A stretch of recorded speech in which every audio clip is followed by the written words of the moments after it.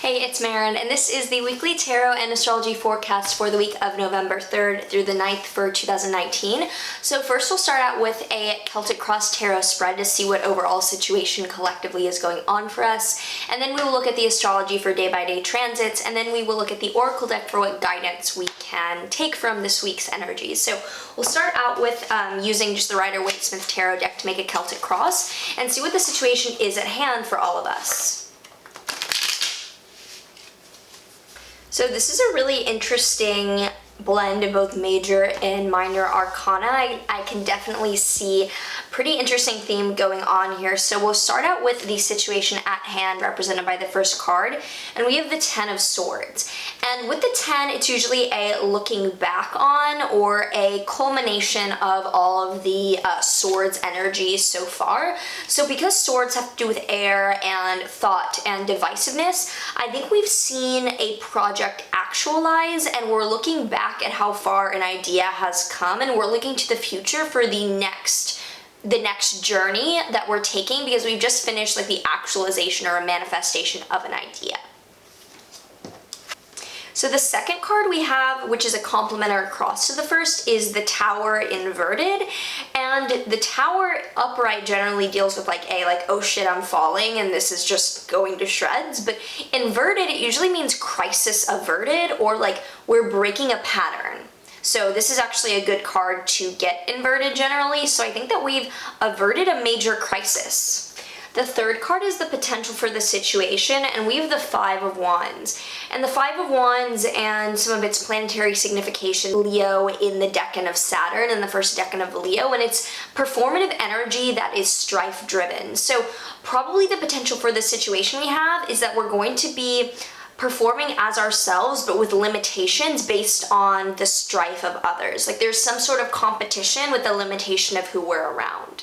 The fourth card is the unconscious reason for the reading, and we have the 10 of Cups reversed. So with another 10 card, since it's reversed, instead of thinking about the consequences of emotional fulfillment, we are oblivious to the emotional impact of what we're doing.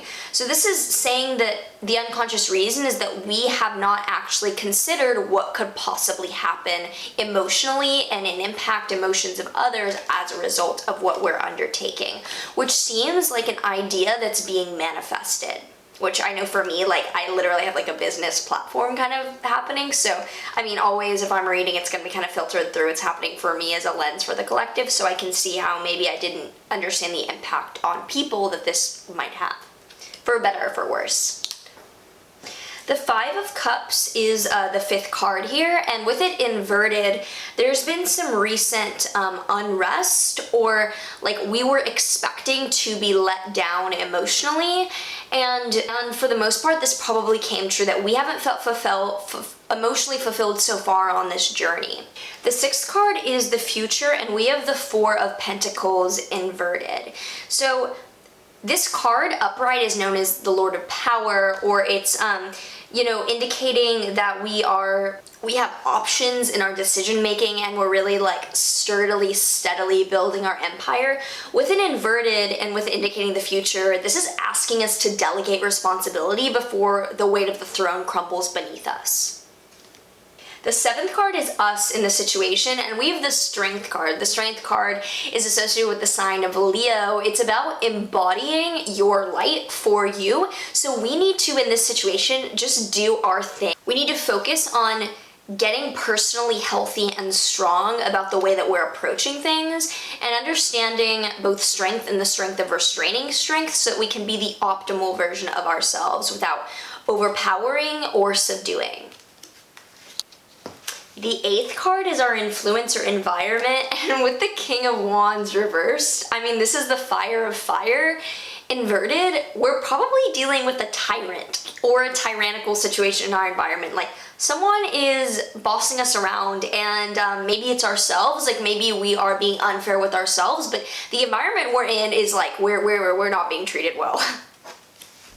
The ninth card is our hopes and fears, and we have the Queen of Wands reversed, which is really interesting, and inverted, instead of being the upright, empowering Queen of Wands, we have someone who is like just unmotivating to be around. So I think that we're scared that we're not going to be able to uplift people, or that we're going to be like trying to force people to be positive about the work we're doing.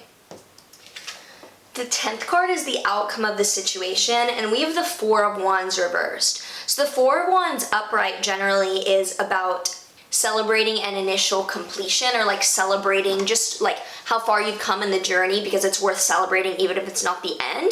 So with the reversed, I think the outcome is that we're not feeling celebratory about how far we've come. We don't feel satisfied with all the journey that we've taken. So with the tarot being out and done here, let's move on to the astrology for the week and see how that ties into this story of being ourselves but feeling challenged by like an authority figure taking us down and then not being fulfilled at the end. So let's see what's like going on. So Sunday the 3rd, we start out with the moon entering Aquarius, and there's a Venus Chiron trine, and the moon in Aquarius will be sextile both of those planets in fire signs. So we start out with like our emotions being cooler and being more rational about how we feel, to then allow us to bond deeply through healing relationships. Like we're keeping our cool, remaining rational instead of thinking reactively, and that allows us to start off the week in healing bonds.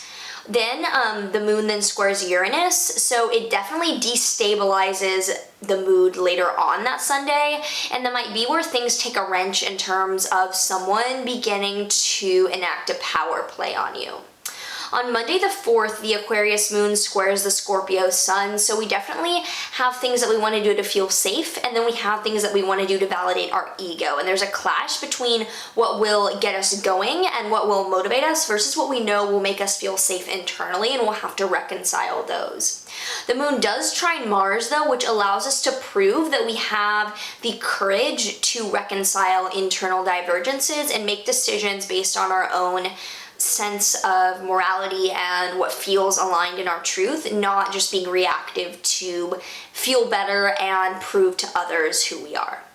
Tuesday the 5th, Mars squares Pluto, which is this interesting. I've always thought Mars-Pluto squares are interesting because Pluto is often thought of as the higher octave of Mars, and I don't mind saying that because I don't have any associations with lower or higher octave. It's just less dense and more collective, more idealistic, less literal than Mars, but it's this, powerful, assertive nature, but instead of Mars being like directly physical, it's more psychological and underhanded when it comes to Pluto. So Mars squaring Pluto is a dynamic very much like the underdog versus the old coach, being pretty equally matched competitors, but in very different ways, and it can come down to the physical strength of Mars versus the mental agility of Pluto often.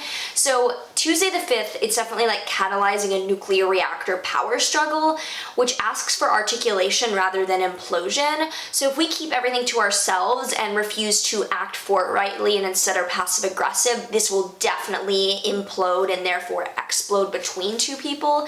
And we also have to make sure that we aren't feeling as if we're just being treated unfairly instead of actually doing anything about it in the first place. So I think that with the card spread and the King of Wands reversed being our external environment, we're being asked to make it known where we feel restrained and where we feel like our strength could come in handy in a team project instead of being held back. So like we're Mars being manipulated by Pluto, we have to we can't let someone walk all over us without even making it known that we felt walked on over in the first place. We have to verbalize our truth before we can expect anyone else to change.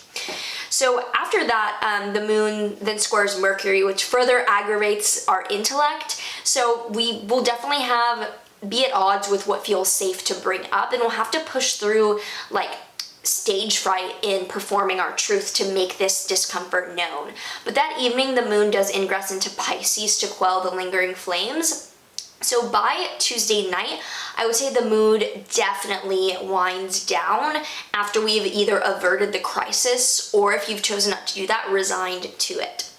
On Wednesday the 6th, the Pisces moon trines the North Node, which starts our Wednesday off, signaling that we are trusting our fate and that this path is literally empowering us to go forward in what we know we're destined to be, even if there are hiccups on the way. They're exactly what we need.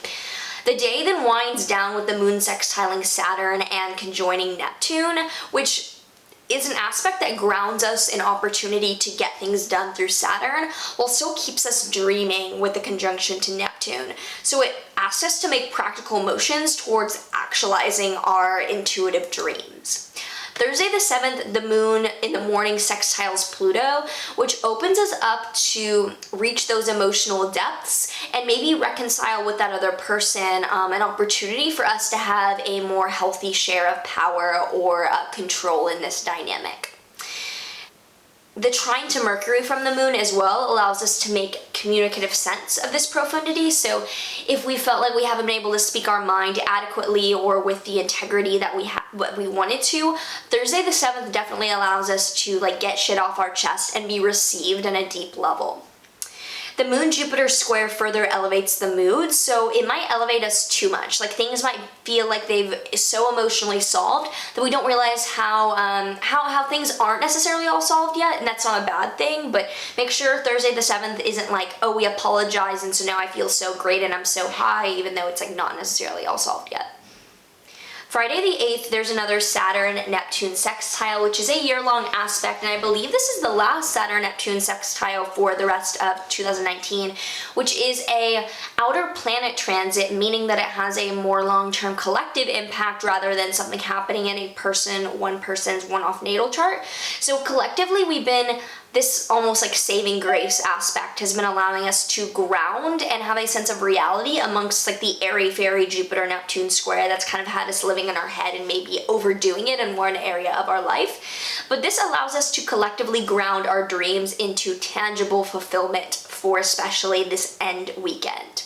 The sun also sextiles Saturn and trines Neptune, which brings us towards harmoniously actualizing these steps and like, what can I do today to reach, if I've never run in my life, what can I do today to prepare for a marathon in 5 years? Like, what would that look like today? The moon enters Aries Friday night, skyrocketing the energy as we try to wind things down. So like by night, we might be like, I planned so much today and now I'm ready to like actually run the marathon. On Saturday the 9th, the Aries moon squares Saturn midday, which puts a halt on our drive to be the first person to cross the finish line.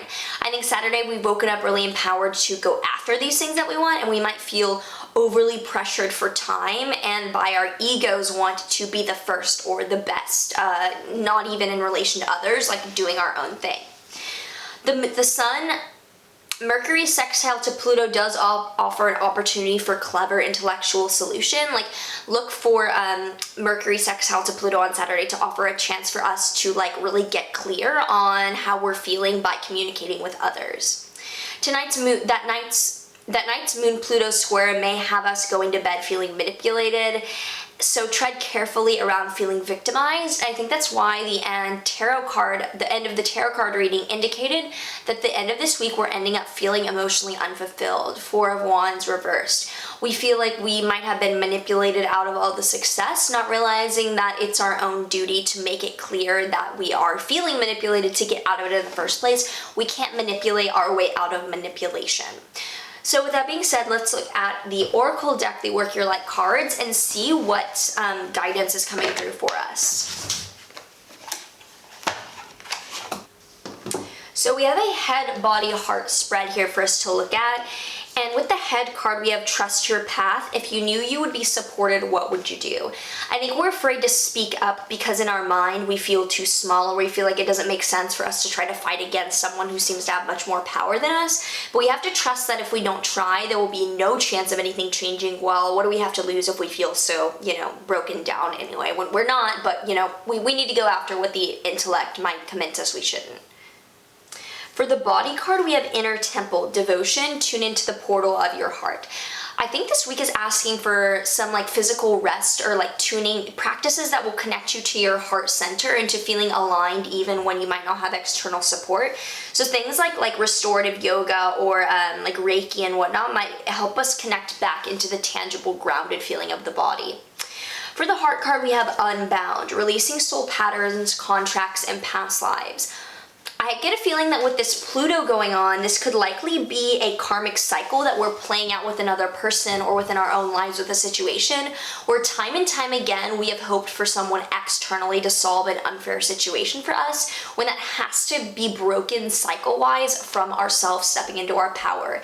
Even if there's like that voice that is convincing you to play small because it makes more sense or because you're feeling too lazy not to, you have to understand that this is releasing a pattern that has wound you up, and you have, once you like let go of that rubber band, you will skyrocket forward and actually feel content no matter what happens externally. So with that being said, I hope this was helpful. I hope that this made it clear how to pursue this collective reading for each and all of you. So if you like this, like, subscribe, do all the things. I do offer private astrology consultations down below and would love to read for you. And otherwise, I will see you in the next week.